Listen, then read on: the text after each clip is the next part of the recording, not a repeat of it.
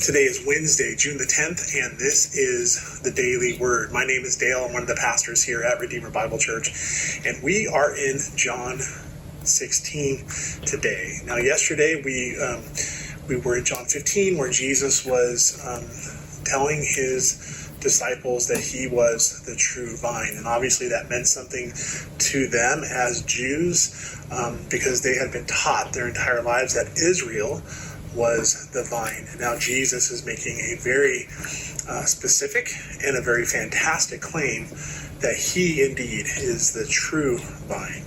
And this would have been, like I said yesterday, this would have been shocking to them. And then going into the last part of 15, which we did not address yesterday, Jesus is preparing his disciples for tribulation, telling them that the world hates him and the world's going to hate them as well. But he's also talking about how the Holy Spirit is going to come to them. He talked a little bit about that in the first part of 15 as well. But in verse 20 specifically yesterday, I want to bring this up for a reason. In chapter 15, verse 20, Jesus says, "Remember the word that I said to you, a servant is not greater than his master.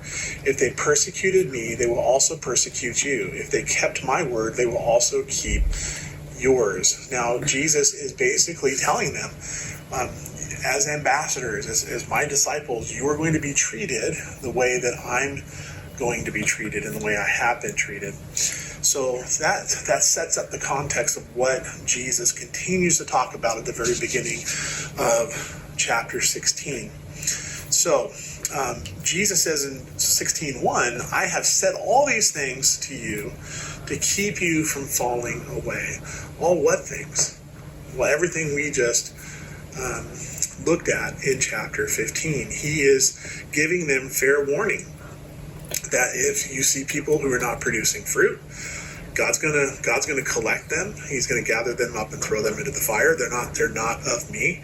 And then he makes the claim: if you are with me, if you have received the Holy Spirit, then you will absolutely produce fruit. And guess what? When you produce that fruit, the world's going to persecute you just like it persecuted me. So that's the message that Jesus has for his disciples going into chapter 16.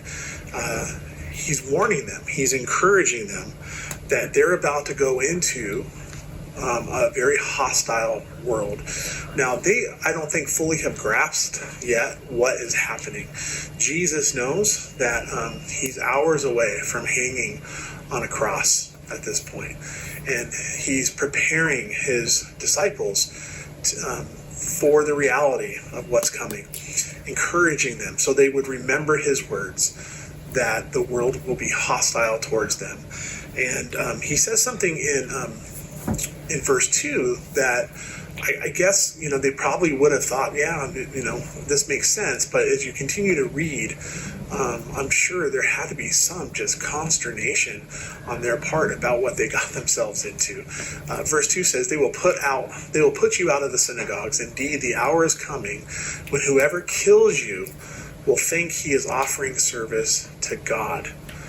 And they will do these things because they have not known the Father nor me. But I have said these things to you that when their hour comes, you may remember that I told them to you.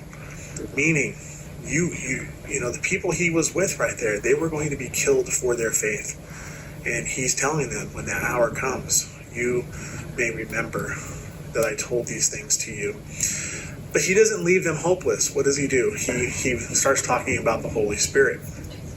So, how does the Holy Spirit work? Well, verses 12 through 15 get into that in our today's reading. It says this: "I still have many things to say to you, but you cannot bear them now."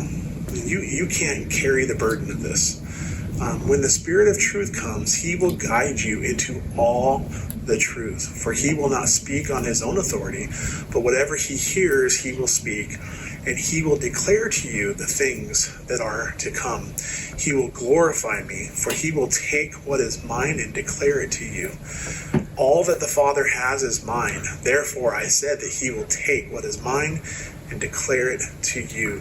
So obviously we've got a good picture of the Trinity right there, Father, Son, and Holy Spirit working in unison to continue to bring truth into the world about how salvation works and what the church is going to do for the next, as we know now, looking with hindsight, for the next 2,000 years at least.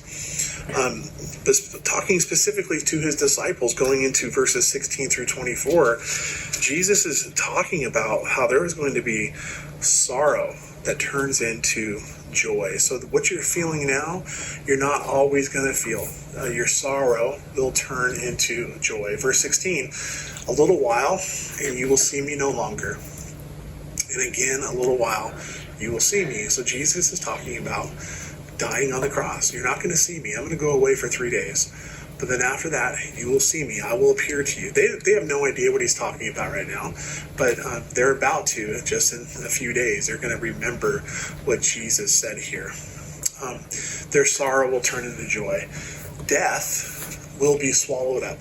And Jesus will conquer death. And that sorrow, the pain of losing your Lord and thinking that he's gone forever, that sorrow will turn to joy when you realize that he has conquered death. And then things will come into focus for the disciples at that point. And they will get a very clear picture of what their mission is going to be. And then going to the last part of 16, Jesus continues to say that he has overcome the world. What he says here is, I have said these things to you in figure of speech. The hour is coming when I will no longer speak to you in figures of speech, but I will tell you plainly about the Father. In that day you will ask in my name, and I do not say to you that I will ask the Father on your behalf, for the Father himself loves you, because you have loved me and have believed that I came from God. There, another statement of deity, a proclamation that he is God. I came from the Father, and I have come into the world, and now I'm leaving the world and going to the Father. Again, pointing to the coming reality of what's going to happen in the next several hours.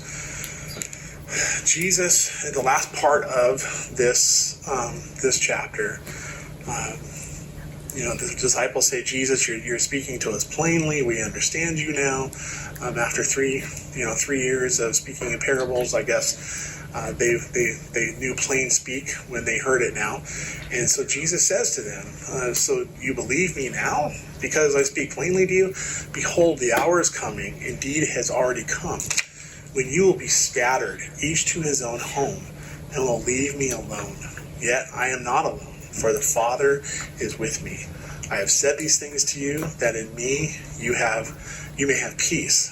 In the world you will have tribulation, but take heart, I have overcome the world. Again, Jesus talking about just in the next few minutes, few hours, he's going to be arrested, and his disciples will scatter and leave him alone. And we know that Peter, will deny him coming up in our reading this week. So that's chapter 16. Lots of things going on. So I broke it up into an outline. Number 1, witnessing to a hostile world. Number 2, how the Holy Spirit works. Number 3, sorrow will turn into joy. And the 4th is overcoming tribulation. Witnessing to a hostile world is verses 1 through 11. The Holy Spirit, how the Holy Spirit works, verses 12 through 15. Sorrow turns to joy, verses 16 through 24. And then overcoming tribulation, verses 25 through 33. That's the daily word. We'll see you tomorrow for John chapter 17.